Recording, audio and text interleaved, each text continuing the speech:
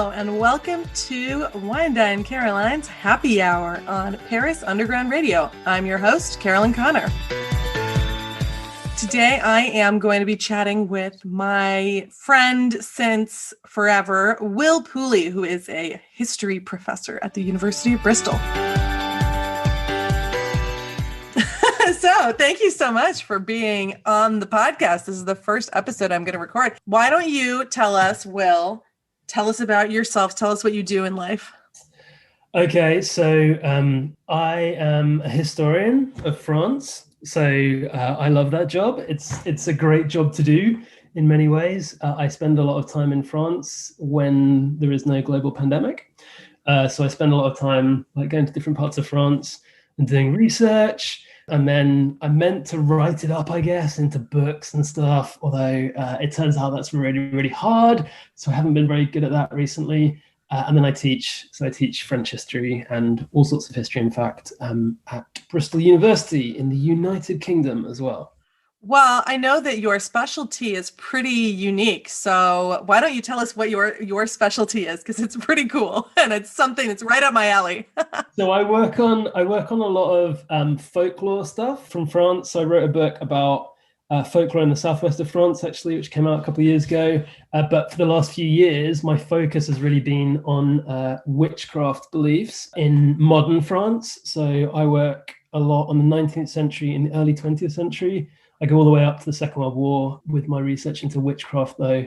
I think it is a thing that not a lot of people know about. The fact that people do, of course, continue to believe in witchcraft. It's something that maybe we associate with a period of history a few hundred years ago, but actually it is still a very contemporary belief. And that's one of the things I research. And it's fun, although quite depressing. It does involve a lot of kind of violence and people being horrible to each other. It's about murdering women, right? That's an ancient pastime.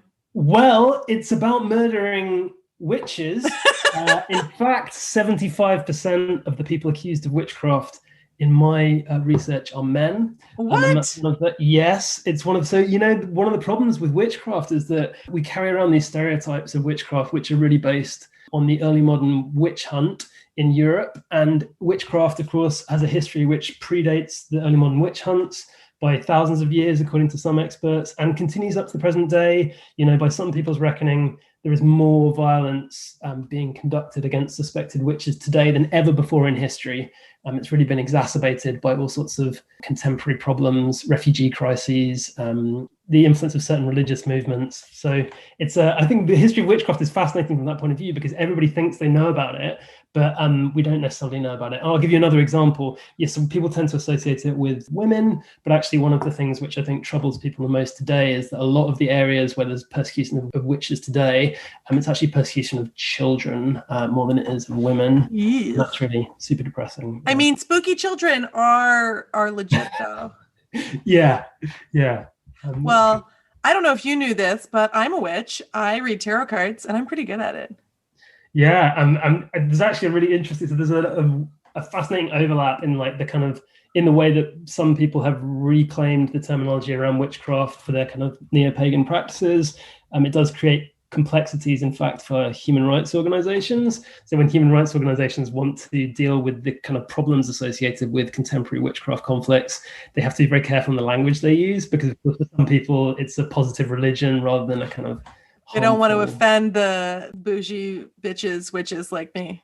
Yeah, the insta witches, right? Yeah, exactly. I'm not an insta witch. I do read tarot though, and I have done since I was 13. I don't know if I've ever read your tarot cards. I probably have with my old busted book, but I actually took a course from a wonderful tarot teacher, Sabrina Scott, over last summer and totally leveled up. So I don't even need the book anymore. I'll read your cards sometime. I'm spooky. It's pretty good.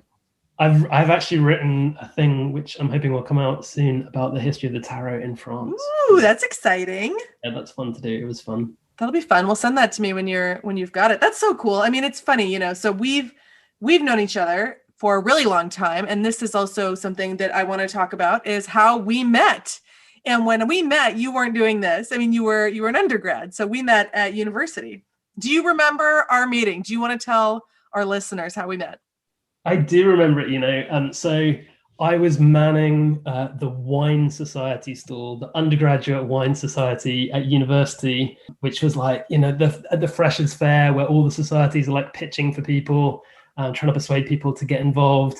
And so I was at the table in one of these like weird rooms in some old fusty building. And it's actually surprisingly hard to persuade. I found like 20-year-olds that going to a wine tasting society would be fun. I guess they do associate it, don't they, with like, there were plenty of people who wore velvet jackets and tweed that kind of nonsense. But yeah, Caroline, I think you might have been a second year or something though. You weren't a fresher, were you? You were there with a cappella group, maybe. I was manning the stall for my a cappella group because that is how nerdy I am. The alternatives.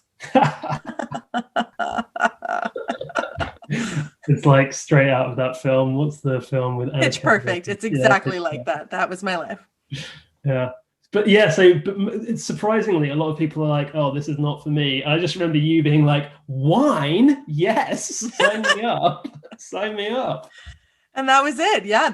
Honestly, that day really changed my life, because if I hadn't, met you, joined the wine society, I wouldn't have gotten into the splinter gang of blind tasting freaks. Yeah, the Breakaway Society. So this is Oxford, for those of you that didn't know. We went to Oxford. And we had the Oxford University Blind Wine Tasting Society, where we have a match against Cambridge every year. And I don't think we actually competed. I didn't compete that first year, but you did. And then you left and I competed in my second year, which was my final year of university. But it is funny how, one day can change your life completely, It's crazy. So if I ever get rich, I'll take you out to dinner.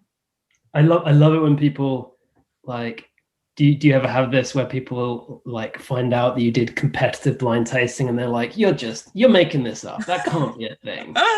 Yeah. No, people love it. They're like, wow, that's weird. I was like, I know. No, it's funny because, I'm in online business now. So a lot of sort of copywriting is like my transformation and how you can do it too. And I'm like, I can't, I can't recreate what we did in any kind of online fashion. Like, I can't recreate being 20 years old in a windowless room for 2 hours, spitting, slipping, swirling, and silently scribbling, and then arguing. I'm on the edge of the wine world stuff. It seems like a lot of people have been trying to organize virtual tastings, that seems like tough. Hey, I was one of the first people to do it. That's what got me in the New York Times back in March of 2020. I was doing virtual tastings, and it does work if you're compelling. I think a lot of people are boring in the wine world, so it doesn't work. Obviously, I'm not boring, so my tastings are awesome. If you want a virtual tasting, you can book me at winedinecaroline.com. But I'm mostly only doing corporate events these days because I'm expensive. So I told you the premise of this podcast. I wanted you to tell me a funny or stupid story. Stupid is encouraged. And then I pair a wine with it. It's really hard, isn't it? If someone asks you to like pick a funny story about them. There are quite a lot of really funny stories about me, I think. I don't know that I would want a lot of them to be recorded. Yeah, that's the problem. So I had to, and I was thinking like, oh, well, then Will, pick a story which kind of reflects well on you. So I don't know if that's the point. So when I look back at being a student, I'm astonished actually that I went on to stay in academia. I did so much stuff that was not my academic work. I kind of can't believe I got through it. We drank a lot. We used to drink almost every night of the week, and we drank a lot. We drank very good wine. We were drinking crazy shit. We were drinking amazing stuff, but it was still we justified it to ourselves being like, oh, you can't miss the Chateau Margaux tasting. Well, you can't. Yeah, it's true, you can't. I did that. I did acting. I remember vaguely. I remember that. Yeah, I was in a lot of theatre. I did like 2 or 3 plays every term for most of my degree, which again, I don't know why I was spending my time doing that. But then the other thing that I did as a hobby at university, and the story I'm going to tell you about, is running. Oh, yeah. And now a word from our sponsors. Is Paris the most romantic city in the world? It is, but there's much more to its romantic allure than the Eiffel Tower. The Romancing in Paris podcast aims to reveal the true romantic essence of the city. Secret gardens, hidden historic sites, and terribly seductive bars. Join romantic expert and writer Lily Heisey as we discover the city's best romantic spots, ideal for both curious couples and lovers of Paris alike. Ready to experience the real romantic Paris? Tune into the Romancing in Paris podcast every Wednesday on Paris Underground Radio. Visit parisundergroundradio.com/romancing in Paris to listen and subscribe. To flâne is far more than to wander, and bonjour means way more than hello.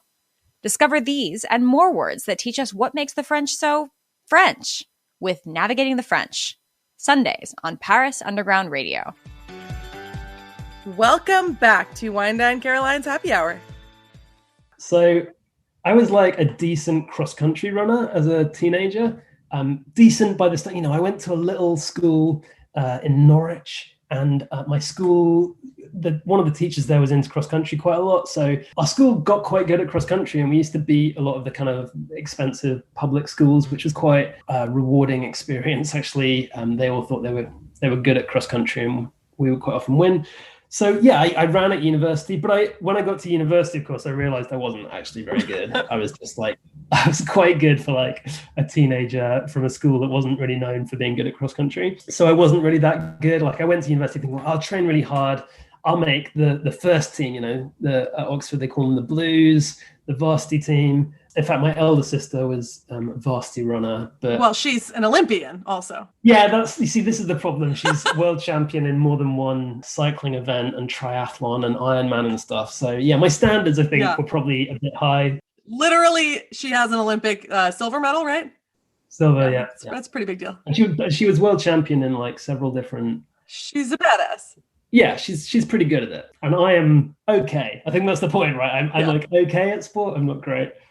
So that meant that when I got to university, I was like, okay, great, I'll do this. And it turned out I was like really not that great. So I was good enough to be on the second team, which was kind of cool. You get to do competitive racing and stuff. It's not like the big deal or whatever. But that was nice. I have some friends still from that time, I think. And it was fun. But yeah, actually, this comes back to our main hobby, of course, of drinking. There were a number of times when I'd be booked in to like do a race with the cross-country team. And the night before I went for a wine tasting. And there's this one time I remember in particular. And what it was I was meant to be running with the team in London, in Hyde Park. And it was part of this university relay series. So yeah, a relay race. And each person did a 5K lap and passed the baton. And the night before, I drank a lot of wine. So I wake up on the morning of the race and I'm like, oh, screw it. Like, I'm not going to this relay race. Like, what's the point? And it was, I can't remember exactly how it worked, but I feel like it wasn't like the varsity race where there was a strict selection process. I think that anybody could just put their name down for the relays, and then they made up some teams out of all of the runners. But the key thing that I did not know at that point when I woke up the next morning was that they did still have the selective first team who represented the university. Now, like I said, there was no way I was good enough to run in that first team for the university. I know that at least one of those guys I remember I used to run with quite a bit has run for Team GB for the marathon since then. Like a lot of these guys are international athletes, professionals afterwards. But so they had actually got a selective team to go to this event, and it was a big deal. It's like the national competition between universities. They hold events like every month or something, and then whichever university does the best in all of them wins overall, I think. So yeah, I wake up in the morning with a terrible hangover, and I'm like, I'm not going to this relay. Who cares, man? And I get a call on my mobile from one of the captains, and I think it was the women's captain. And she was like, Will, where are you? And I was like, I'm not going to lie, like I'm in bed, like I don't feel so great. And she's like, you've got to come to this race. And I was like, oh, come on. Like, I feel terrible. I don't want to come to this race. And she was like, no, you have to come. So, we've had some illness and injury issues with the first team, and like, we need some of the second team runners to like step up. Like, this is a big deal. And I was like, oh man, do I want to do this? Do I really want to do this? But I lived at that time right in central town. It was like a 2-minute walk to where the bus was waiting to go to this race. So I was like, oh, okay, I'll grab my stuff. I got on the bus.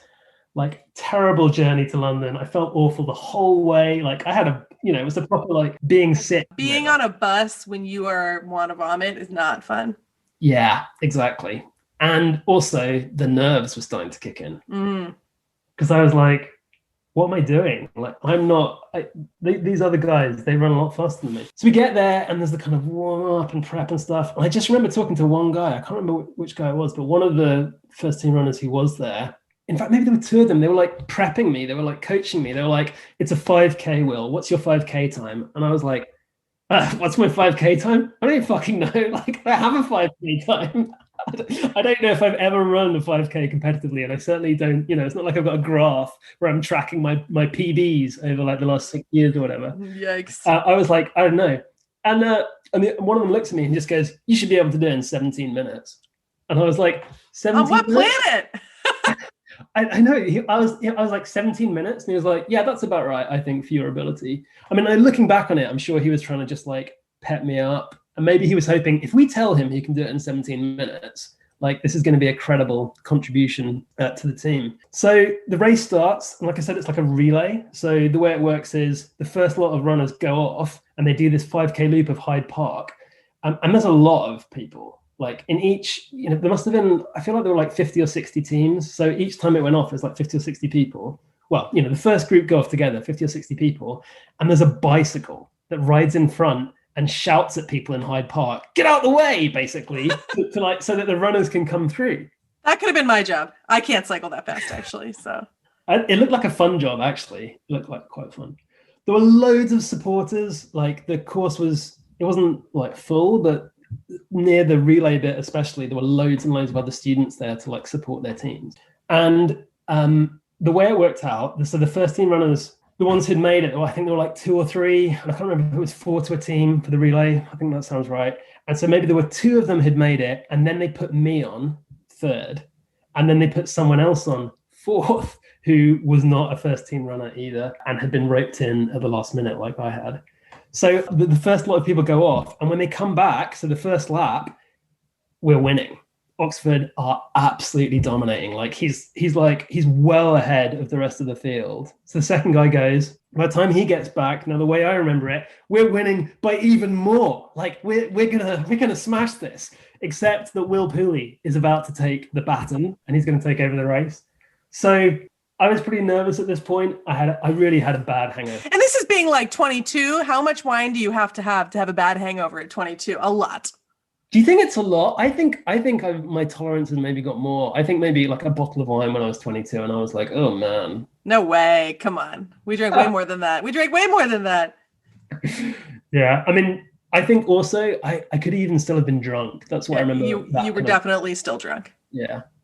And I think doing a 5K when you're drunk it's not a good idea. No. So the baton comes round and I grab it. And so I feel terrible. I'm pretty anxious and I'm off. And I ran the fastest. I mean, by far the fastest I've ever run in my life. Like I'm not a short distance runner, and 5K is actually quite short for what I would run now. But I was going very fast. And like I said, there's this bicycle which rides just in front of me. It's like I'm going through Hyde Park and I'm at the head of this race with like 50 or 60 other teams trailing behind.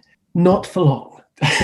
So not for long, because I can almost start to hear the guys coming up behind me. Again, these are probably like very serious runners, like people who go on to do some professional running after university or whatever. And I can definitely hear them catching me. And the worst thing about this part of the experience was that then there's like the other students who are there as supporters. And they hate you. Not only do they hate me, but like what I particularly remember is coming around the corner and there's like a group of students, and one of them, clearly like they were supporting the runner who was about to like overtake me. I've been given this incredible lead in the relay, and they had already caught up with me on one lap. And I can just remember the students, and they were screaming, "Look at him, he's dying." And I was like, that is true. I am. That's not wrong. Yeah. So that's pretty much savage. The story. I ran as quick as I could. They definitely, I think by the end of my lap, 2 or 3 other guys had caught me and gone past me. It felt kind of amazing for a few minutes, and then it felt terrible, and I was very sick. And then the guy who came after me, I think, was definitely, I don't think he was necessarily even on the second team. He was like on the fourth team or whatever. And by that point, we were right down there. I think what I do remember is I think I ran 18 minutes 30, and that is definitely my fastest ever 5K. I'm not sure I've even done a 5K since then. I think that that's remarkable. And I was expecting this story to end with vomit somehow. Yeah, I don't think I was actually sick. I can't, looking back on it, I'm like astonished that I was not sick. You barfed on me once. Yeah, I bet I did. I think I may have barfed on, maybe I barfed on some of your listeners. I don't know. If you have, you feel free to write in. Oh, we do not take listener submissions for barfing stories. Oh man, he's dying. He's dying. That is terrible. And we got to keep Wine Dine Caroline's happy hour lubricated. So, a word from our sponsors. What bra are you wearing right now? Whether you're smiling from ear to ear because you love your bra, or whether you winced because you're wearing, yet again, something you'd rather not, tune into Paris Undressed, the podcast that goes behind the seams of the lingerie capital of the world. Hi, I'm Kate Kemp Griffin, author and host of Paris Undressed. From boudoir to the street, we'll explore the art of making and wearing French lingerie. We'll meet the designers and brands shaping our bodies and talk to fascinating people about femininity, sensuality, and sexuality. We'll share bra stories, secrets, desires, hopes, and dreams. This is the ultimate special occasion. So put on your favorite bra and tune into Paris Undressed, Tuesdays on Paris Underground Radio. Marie, should I find an apartment before I move to Paris? Well, What's a tenant file? And a guarantor? Do I need them? depends. I just bought an apartment. What should I do with it? Congratulations. Something to think about our... Is it better to rent my apartment furnished or unfurnished? How do I set my rental rates? Gail, these are all great questions, but the answers may not be so simple. Perhaps it's better to tune into our new podcast, Paris, a State of Mind. Oh, that's a great idea. I'm Gail Boisclair. And I'm Marie Pistinier. Between us, we have more than 35 years of experience in real estate and rental services. Listen in as we answer all your burning queries. You can even submit your own questions for us to answer. Paris, a State of Mind. Mondays on Paris Underground Radio. Welcome back to Wine Dine Caroline's Happy Hour. Wow. Okay, so what wine would I pair with that?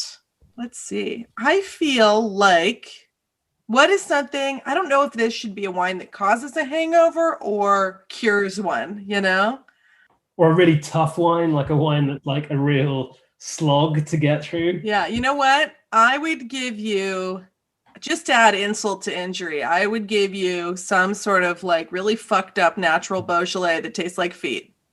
Oh man. Yeah. Something that like obviously has like Brett and some weird microbes going on, the mousy thing, really smells like bad natural wine.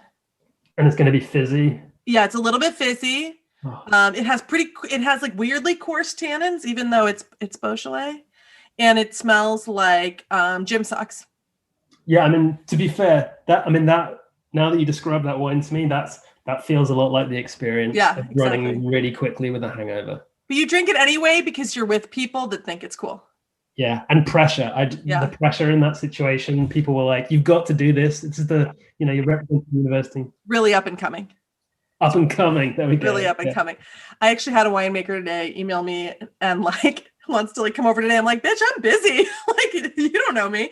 And was like, I'll give you a warning. I make natural wine. I'm like, okay, I don't know what that means. If you have to warn me, it's probably not good. For the record, for the listeners, I do work with a lot of natural winemakers that are very good and they make very good wine. But if your wine tastes like feet, you're not doing it right. I'm just saying.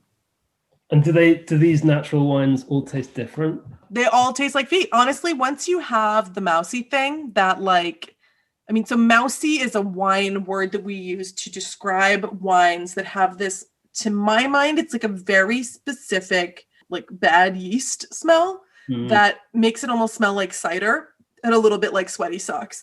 And that, when that's there, I can't smell anything else. So for me, that totally kills terroir. And it's like super fixable with a little bit of sulfite. So it really pisses me off when people have that. Cause I'm like, you really don't, it doesn't have to be like this. Your wine could taste good, but there's a lot of, noise these days from people who don't know what they're fucking talking about and who love that stuff. So, that's, I'm going to alienate a lot of people with this, but yeah. Educate yourself. It's It's not good. And that's why they hate me. It was funny. I was like, no, dude. Yeah, I mean, well, and you would drink it anyway, wouldn't you? I would. I mean, but have you ever seen me throw away a glass of wine, Caroline? Never.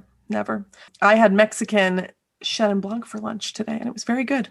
Oh, I would think like Mexico is too hot to make good Chenin Blanc. They're into Chenin, and they're making some really good wine. I mean, this was from Baja, where most of the wine comes from. I mean, it's basically California, with I mean, the whole West Coast is just a series of arbitrary lines drawn across borders, right? So there's some very good Mexican wine, and I really, really enjoyed that. And it's interesting to have stuff like that in France. Oh, let's see. I wanted to ask you 3 questions. Oh my God, 3 questions. 3 questions. First of all, how is fatherhood? You have a new baby who is very, very, very juicy and very cute. Yeah, it's amazing.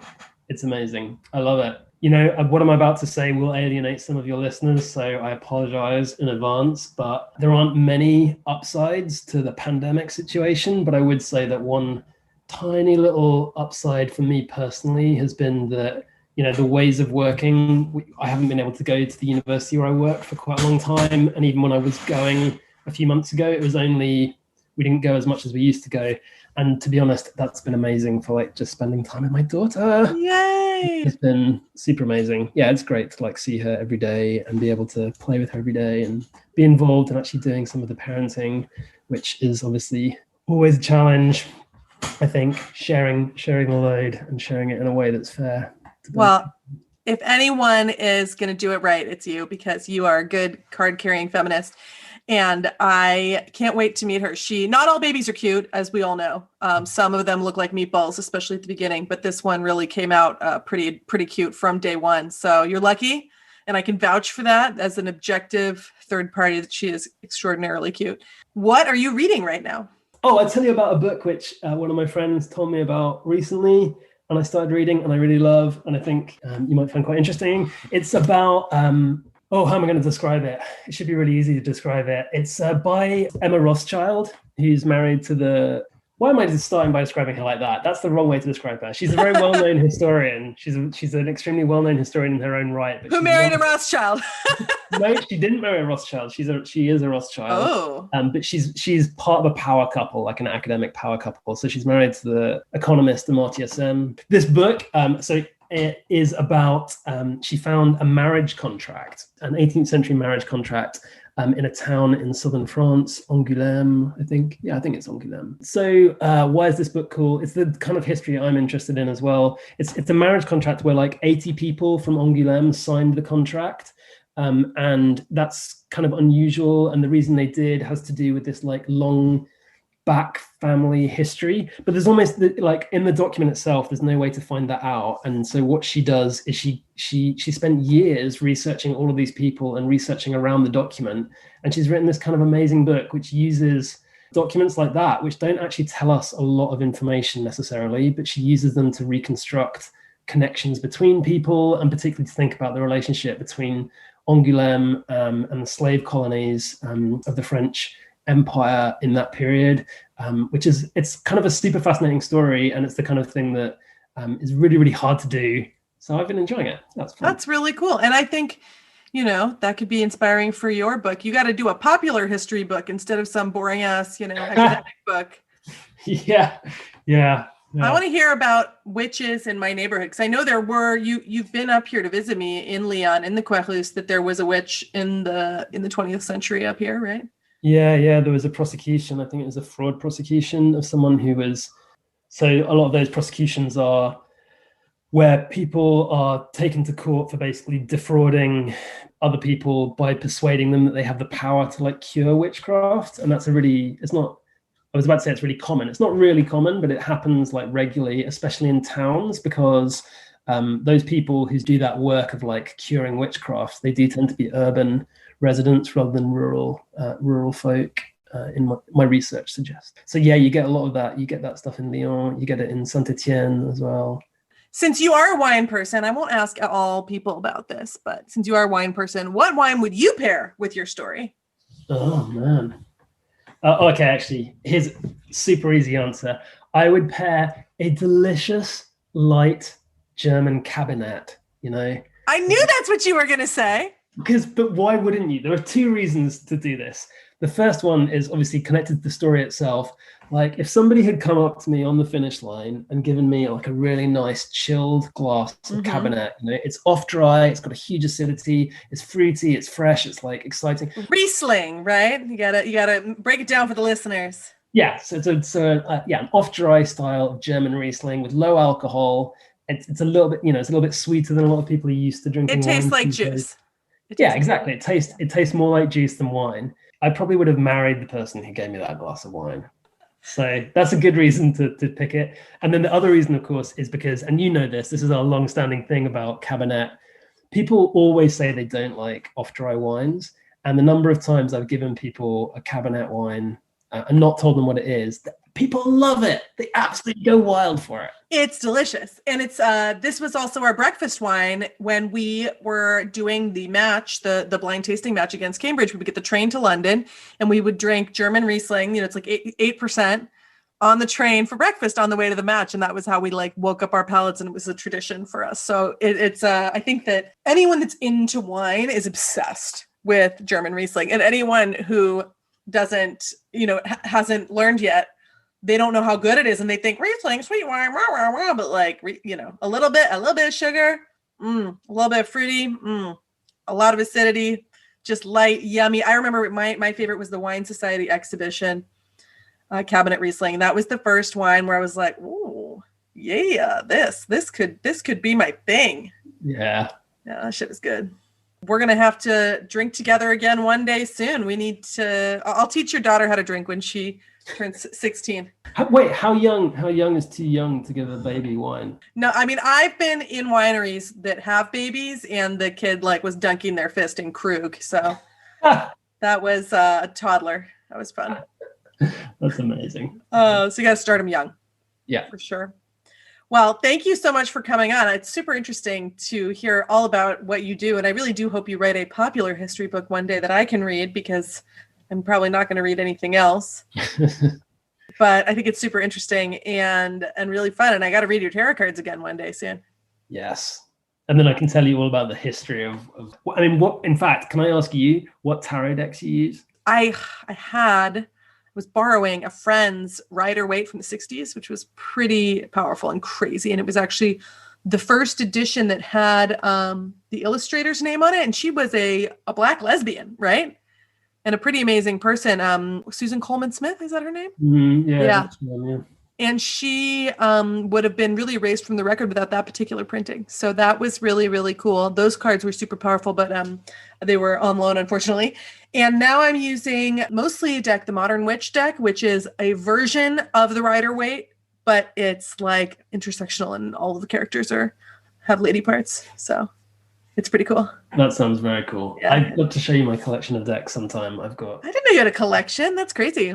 Yeah, like historic ones. Because one of the great things, like in the 20th century, there's a very famous card manufacturer, whose name I've forgotten, but he donated a lot of his historic cards to the National Library in France. And then there've been reproduction decks based on those historic decks. It's really easy actually to get cards that are close approximations of 18th and 19th century cards, which is Well, if you ever want to give me a cool gift, I love tarot cards, and I do have a few decks. Well, thank you so much for being on the podcast, and I really hope we get to hang out sometime soon in London or here. Yeah, real life would be good. All right, well, thanks for having me. Thank you. Bye. Bye. A big thank you to Will. You can find Will nowhere because he doesn't want to be found. Thank you for listening to Wine Dine Caroline's Happy Hour. Wine Dine Caroline's Happy Hour is produced by Paris Underground Radio. For more information about Happy Hour and shows like it, please go to parisundergroundradio.com. To hang out with me more, head to my Facebook group. It is called Good Wine, Good People, and you can find the link to that in the show notes. Cheers.